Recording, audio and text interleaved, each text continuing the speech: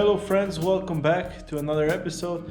Today we're going to brace the chassis even more and today we're going to start making reinforcements ourselves. We're going to take it step by step and I'm going to show you how to actually make a new reproduction of the old reinforcements, how to plan it, how to bend it and stuff like that. So I think you will learn a ton, so sit back and enjoy.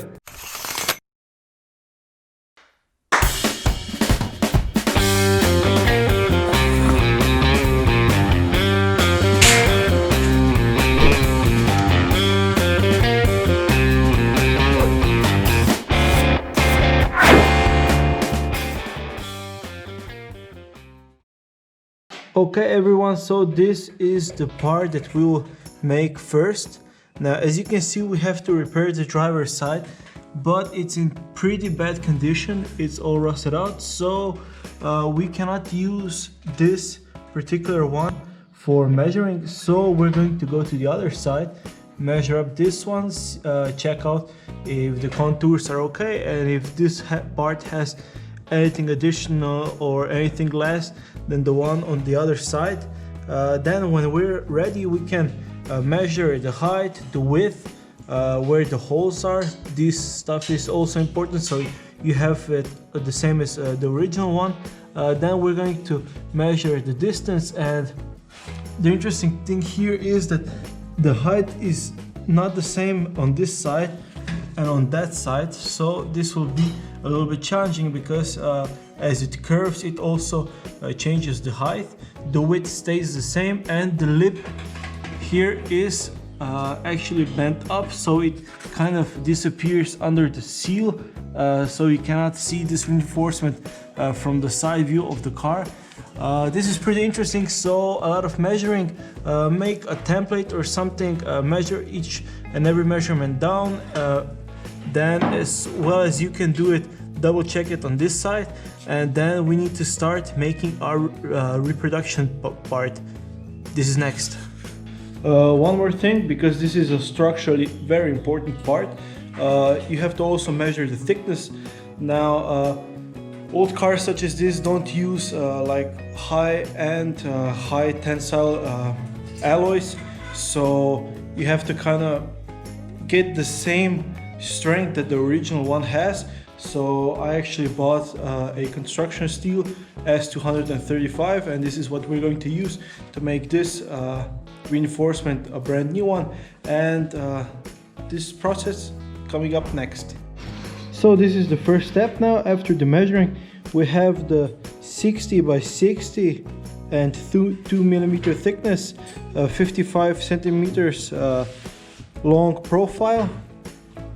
Now one thing we have to pay attention is that the stitch, the weld, will be faced up because we're going to open it up. So this part where the weld is going to go out, so we'll have a nice uniform profile. Now here is the slot where brake line goes, so this has been measured up. Now what we're going to do is we're going to cut it with an angle grinder here and then here. Then we're going to open it up on both sides, and then we're going to cut a little bit here so we can bend this down there and then weld it together. Then hopefully everything should look like this. This is the prototype one. So as you can see, we have a slot here. It has been welded in the middle. This is the inside, but this is just a prototype, so you'll have an idea of how this stuff should work. So let's get on to it.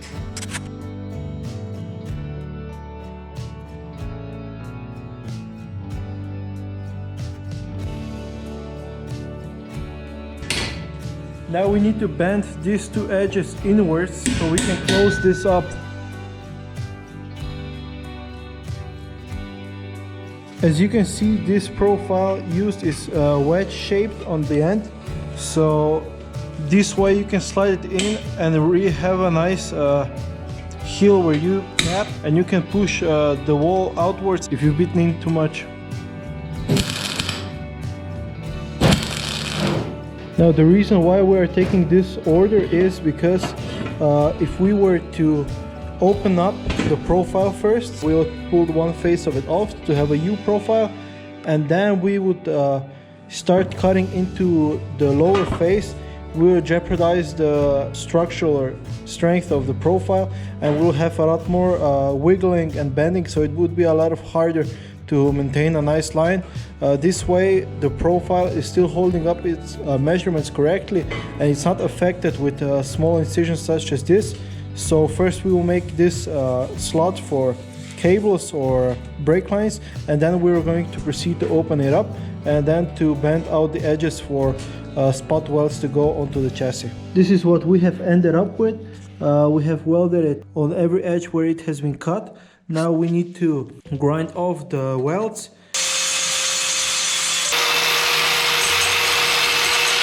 This is what we ended up with. Now to the angle grinder we have fitted different cutting discs. This is the one for cutting. As you can see, it's very thin, and this one is mainly used to cut incisions into the steel.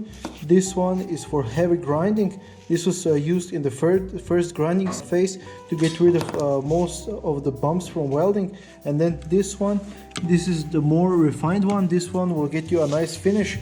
So this is it. It's not totally done. As you can see, we still have a small hole here, but this is going to be filled when we're going to open the profile up and then weld it from the inside out, so it's going to hold up nicely from both sides.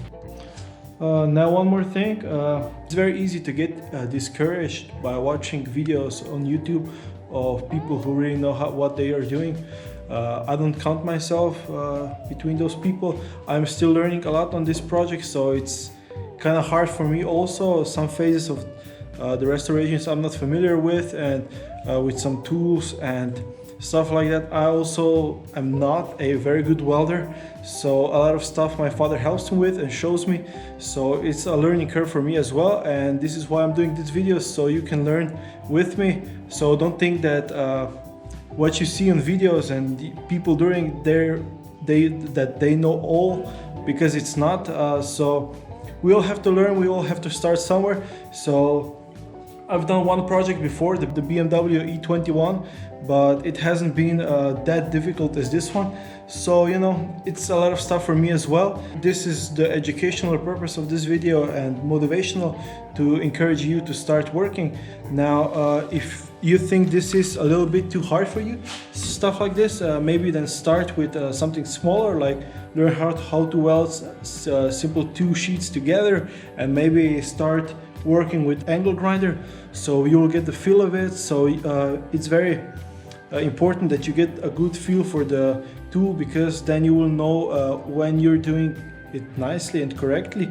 And also you have to be careful, because with the angle grinder, if you're going too fast and using too much force, it can actually bite into the material and it can bounce back. So you have to be very careful. Always use eye protection and gloves, so you're well protected. Work in a well ventilated area. And yeah, I hope this is a good demonstration of how to do stuff, and I hope you will learn more. So now we have to open the profile up, get to the second phase, and this is coming up next. Now one more thing, why we're doing all of this, because some of the parts you can actually get, like the front chassis rails, you can get just the lower portion, the whole one with the inner reinforcements. I think Dr. Manta sells them, and also a guy from Germany, I think his name is Eckhart, I hope I didn't mispronounce this. He's also doing them. I've seen the pictures and they look really, really well. So for me, it's not a big problem to make myself new ones, because I'm going to learn, I'm going to give you more content, so you'll learn how to do it. If you're not experienced, then I think that option is a very good one, because it actually looks very well built and from good materials. So I think this is a very good option for someone who isn't experienced. Make your job a little bit easier, because you have all the measurements right, so it will fit. But the crossbeam that we're working now, I don't think you can get this one. I haven't found it anywhere on the size that I've been looking for. So this one is going to be self-made. I don't know if there's any plans for this one. Maybe I'll even make some technical drawings of it, so it can help someone else as well. if I'm going to do this, I'm going to post it on forums and stuff so it can help other people. So yeah, look up what parts you can get, then you know, see if your budget allows it, and maybe if you can do some stuff better, or maybe you can use that money somewhere else. But there are a lot of options on the internet. You have some amazing guys in the community who is working on cars such as this and also other cars, and you can ask on forums and stuff to get help. I got a tremendous amount of help on the forum, and you know, this is what the main thing of this community is, to help learn to new members and the new owners of the cars, and also, you know, to hang out and to expand our love, because we also share the same passion. So I hope this is useful, and back to work.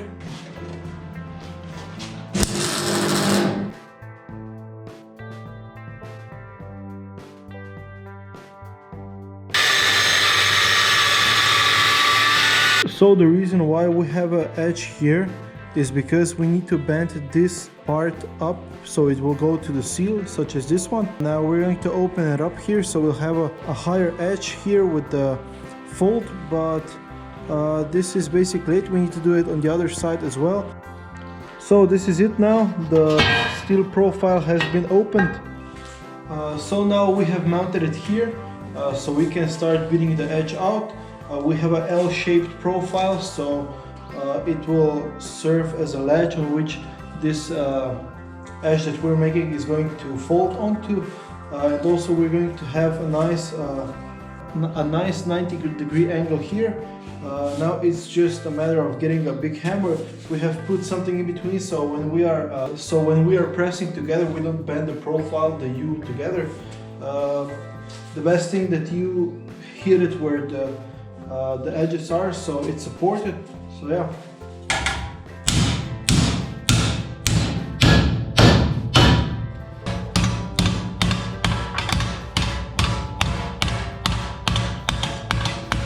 So as my father was explaining to me, you have to swing the hammer sideways so you don't hit it in a downward manner, because then the L-shaped profile will move and you have to always readjust it.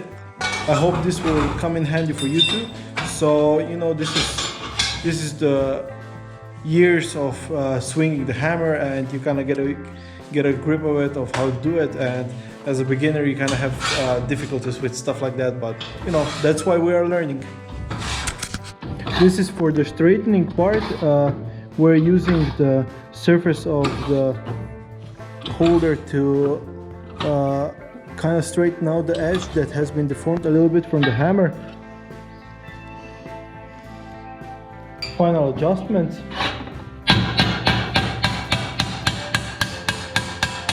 Now we are doing this with common hand tools that you have in the garage.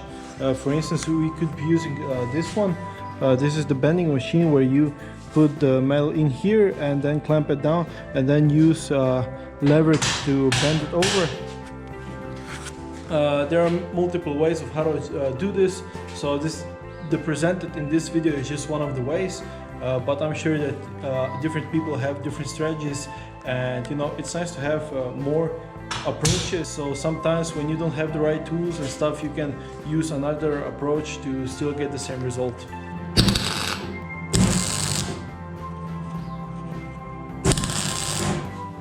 So these two welds will now hold the L-shaped profile in place, so when you're hitting it, it's not going to constantly move, giving us more work on the hitting and not so much time spent on the adjusting.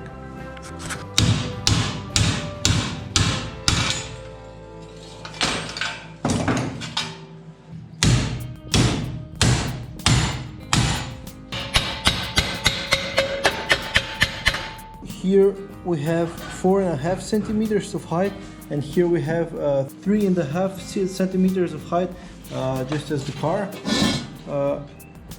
So now we can move on to the next phase, and this is curling up the end of the support beam, so it will go nicely into the seal and it won't be visible from the side view of the car. This is the template that we have done on the car on the passenger side, where the beam is not so rusted out, so we have a nice curvature of the contour. Now this is going to be our main incision where we're going to actually open it up so we can start bending the lower part up. We'll have to cut out a triangular piece so it will go up nicely, and then we're going to stitch weld it, and we're going to get a nice curvature, hopefully.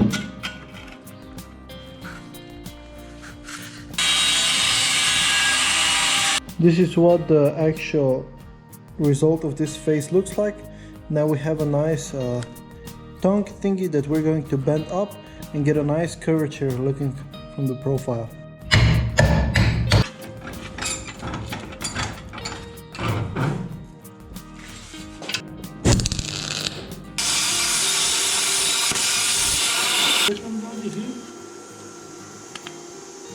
Yeah. What we're doing right now is we're cutting away the crossbeam so we get to the healthy metal because it's pretty much rusted, so you cannot weld a freshly made part onto a welded part because that's kind of defeats the point. You have to get rid of all the rust. So we are trying to get to the healthy stuff. If we will have to, we're going to make the central part as well.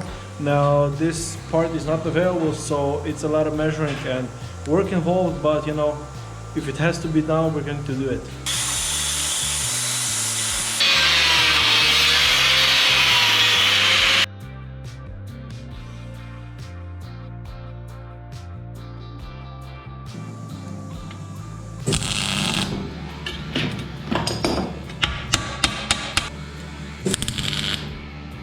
Okay.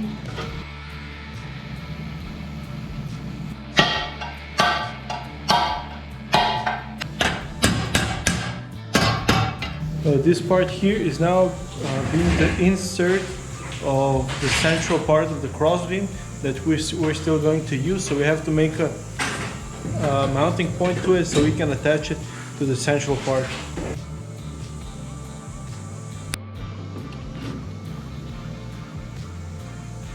So guys, this is the rough fitting of the new reinforcement. It's going to be mounted with the central part.